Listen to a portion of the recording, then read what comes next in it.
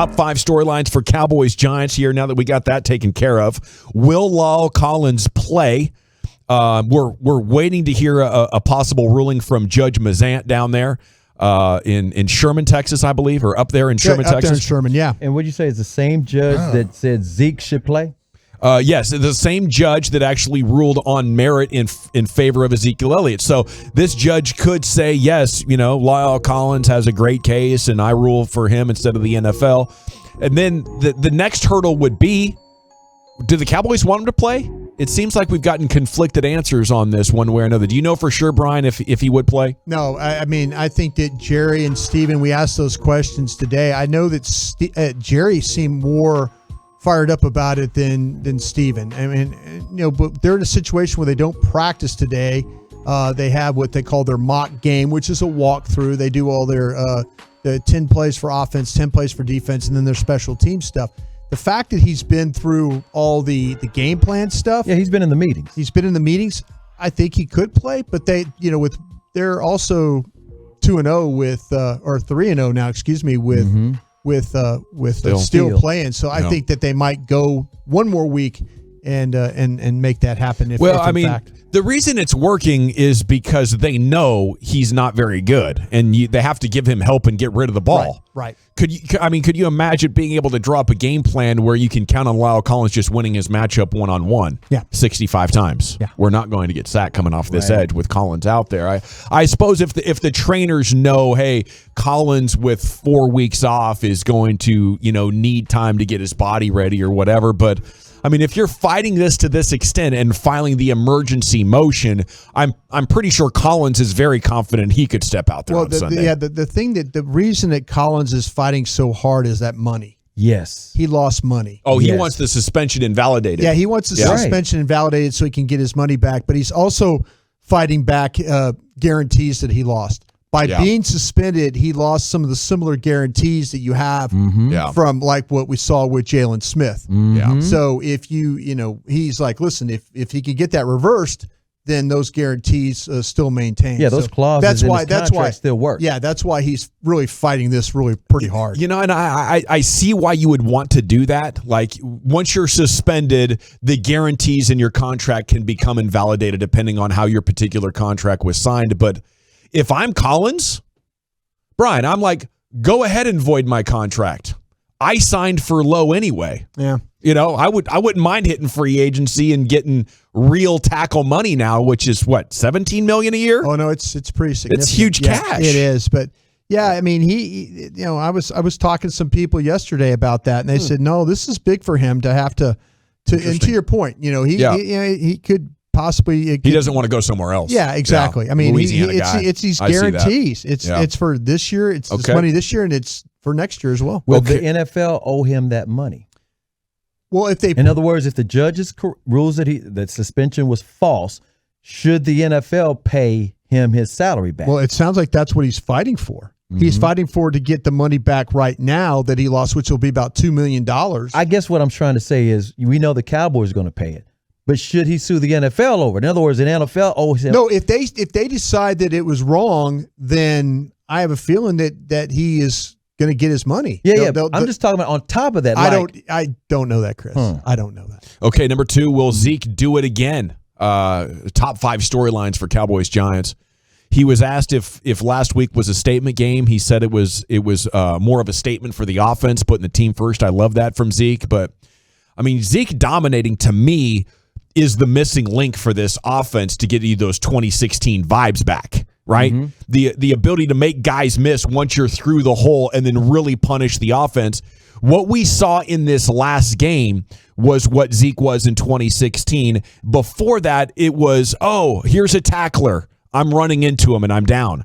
Now that Zeke is back in that sort of mode, the 2016, we are an unstoppable offense. We're going to build a double-digit lead in the first half and then run the game out in the second half. That formula for success is back in a major, major way. So I love that Zeke is putting it on the offense, but it's incumbent upon him individually to be that guy that gives the Cowboys back the player that they paid for, which is the rare elite running back that can be a difference maker down in and down out. And I think that's exactly exactly what's going on right now, and I think you've got an added value in this. Unlike 2016, the quarterback's even better. Yeah, it was still Dak, but Dak was a rookie, and they were giving him Mississippi State plays. It was a run-first team. Right now, you have real balance. You got Kellen Moore in his bag, utilizing every trick he's ever wanted to do.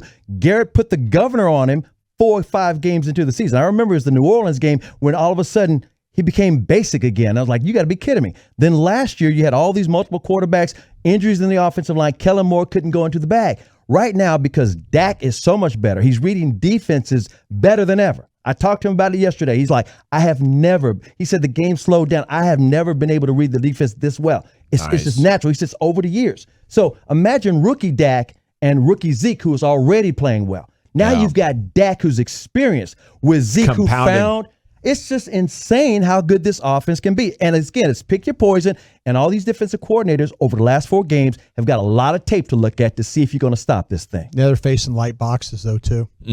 Last 3 games, 19%, 12%, 15%. Okay. It's to what you're talking about, General. I mean, schematic edge too happening. Yeah, exactly. If you're gonna play cover 2 against us, then we're gonna and you're gonna run light box.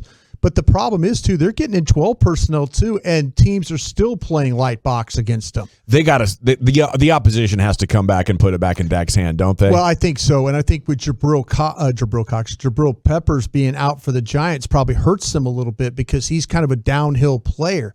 So, if you want to say, okay, we've got to handle this Cowboy running game, we can't have light box. No, you can't. Yeah. But is this based off of the Tampa game when Tampa Bay stayed in the box and then? Oh, no. The last 3 games, it's 19%, 12%, and 15%. That's what they faced the last 3 games. Dak burned them on the box, and that's why all these other teams we can't get burned like that no more. Yeah, that's part of that story. And now Dak's under 250 yards the last 3 games, but they're winning.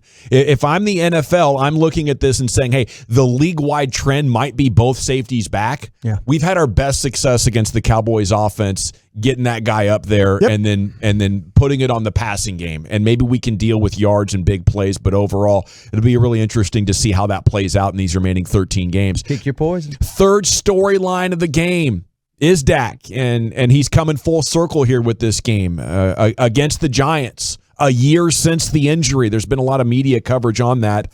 Dak pushed himself in the offseason. He really did. Twice it caused injuries. One time, it pretty much caused a total redo of the surgery that he had. Had to restart the process over a couple of months into rehab. Then, in training camp, it caused him to miss 3 weeks. But considering where we are now with it, considering that Dak is the best version of him that we've ever seen, it was worth it, right?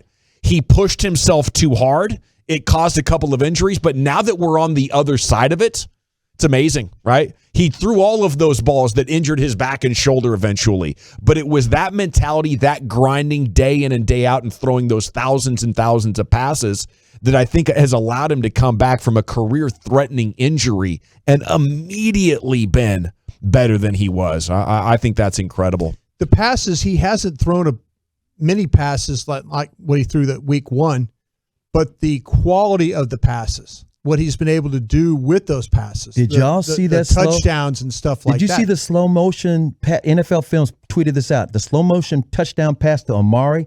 It was the most beautiful pass you've ever seen. This last one? The touchdown against Carolina. That was an amazing It was play. Amazing pass. Yeah. Beautiful. Okay. Jason Garrett is back.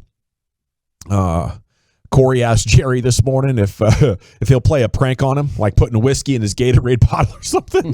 It was funny. It was funny, but Jerry said nothing, not that big of a deal. Probably won't even talk to Jason before the game. Do you guys think if the coaching staff was blown out and Jason was let go in New York, he could come back to the Cowboys? Is that something that you think Jerry would do? I don't know if it's offensive coordinator or a front office job or something. No, I think if Jason Garrett were to come back in any role, it might be a front office role as far as an evaluator, a scout, maybe an analyst kind of guy. I mean, the one thing I do give Jason Garrett credit for, he's a good evaluator when it comes to players.